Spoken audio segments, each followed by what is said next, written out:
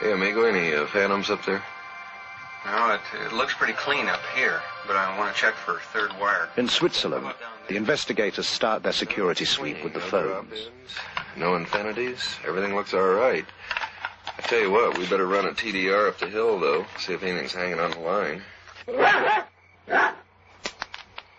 do you think about, what can we do with the people? There's two things we've got to do with them. One is we've got to get them to change the patterns, primarily Billy. Change their movements, change their patterns. Second thing we've got to do is we'll have to indoctrinate them on security. Probably set up a night watch situation of some kind. Have enough weapons here where they carry weapon, flashlight, walkie-talkie? Carry the whole thing. Patrol the grounds at night. New additions to the farmyard since their last visit include a pair of peacocks whose raucous squawks make them as effective guards as the farm geese. There are new photos, too, and more film. In some, the beamship hovers by a tree. Meier says they use trees as a kind of magnetic ground. Two or more ships in the same shot are almost unheard of in UFO photos. Meier has dozens of such pictures.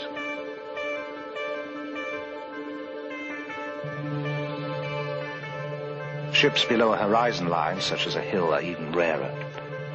In this photo, a Variation 2 ship controls a smaller unmanned drone ship, designated as Variation 5. In one demonstration, a Variation 3 ship exhibits a behavior Stevens has seen before. We have often reported a nipping flight. We also have a wobbling flight, where it wobbles around a vertical axis. The bobbing effect, Meier explains, is due to the ship riding the waves of the Earth's magnetic field, much as a boat on the ocean.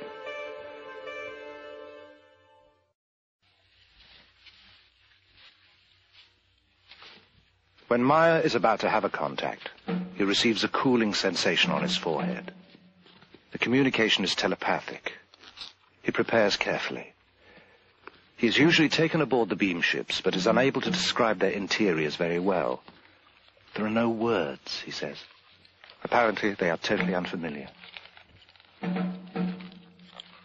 The gun is a precaution, due to the threats on his life. The hat is a favorite, one he picked up on his travels in the Middle East. The tattoo he received during a brief stint as a sailor. He dresses well because he can be gone for hours and the weather in these mountains changes constantly. The walkie-talkie is a necessity because he is often left far from where he parked the bike and must call to be picked up.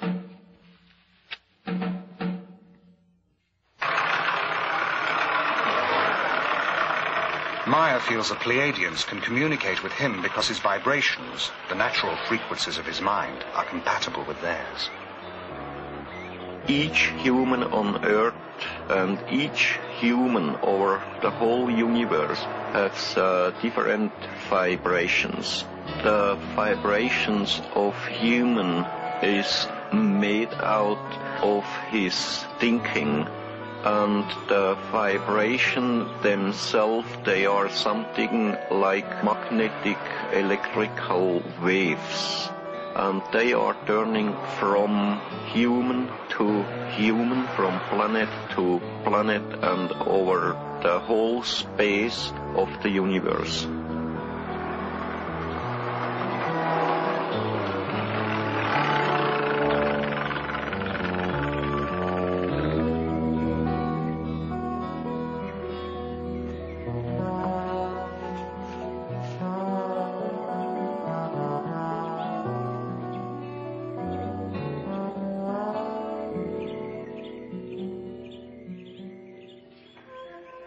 When entering your terrestrial state, we must make an adjustment in our vibrational patterns. It is similar to you adjusting the fine-tuning on your communications devices. In our case, it allows for the clear perception necessary for an exchange to take place. You see, this around this area where I took several rolls of films. Mm-hmm. And this picture here, I took over there. Uh-huh. What size is that ship, Billy? They told me it's 7 meters. One of the most frequent spots for the contacts is Obersadeleg, a wide valley just 10 minutes from the farm at Schmidruti. Here, Meier took one of his most spectacular series of photographs. Between both roads. And you can see here these lighty trees here. That's there up. And here on the left side, this hill. What's happened there behind. Yeah. And the trees here down. It's that one there. Yeah.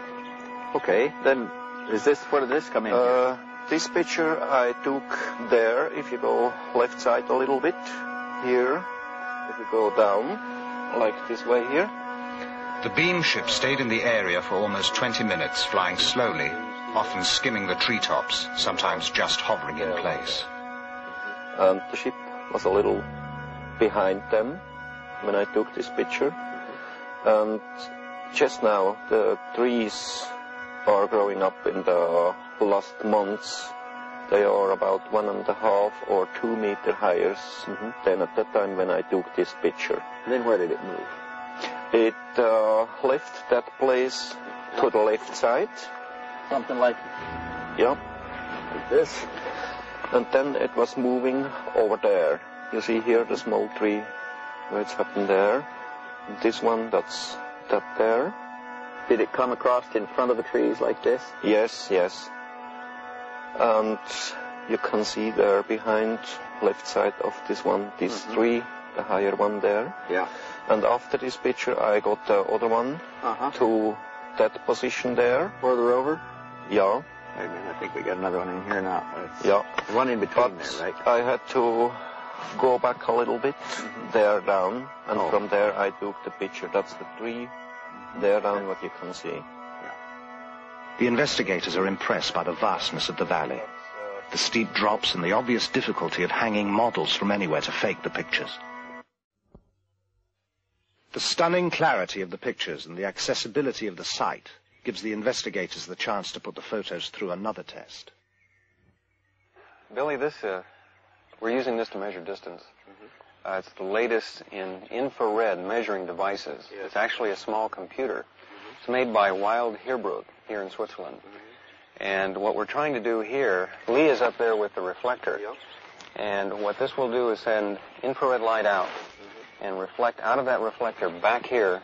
And this will rapidly tell us the distance and will also tell us how much higher or lower he is. That's about where you're standing, right there. That's right, the place, yes. Okay, we'll go to on systems. Yes, we've got 1,262 feet, 0.85. The precise measurements and photos are fed into the computer. The edges of known objects, such as the trees and the hills, are translated into pixels.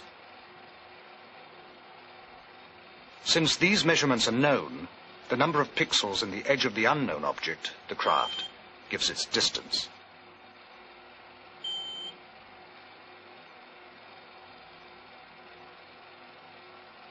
The beam ship is determined to be just where Meier said it was. Simple triangulation then gives its size, 7 meters, or about 21 feet in diameter. Billy, how many sightings? By now, the investigators have made over a dozen trips to Switzerland. The case takes up more and more of their time and taxes their ingenuity. Each test leads to another, and every result is double and triple checked. To test the possibility that the Meier photographs were made using small-scale models suspended by transparent monofilament, the investigators bring with them a detailed model of a beam ship they identify as Variation 2. While Welsh flies the model on a hilltop above the farmhouse, Meier and Stephen snap several rolls of film. The camera Meier is using is the same one with which he took all the other pictures. The results are impressive. To the naked eye, some of the photos appear genuine. Those photographs, they're interesting. They look pretty good. Pretty good. I saw one difference in them, and that was that those models look white. They don't reflect that silver gleam like the pictures that Billy had. You want to look at the focus in them, Hey, hi, guys. What's Hey, what Tom. are you talking about? The pictures. Oh, yeah. Some of them looked pretty bad, but some of them look pretty good.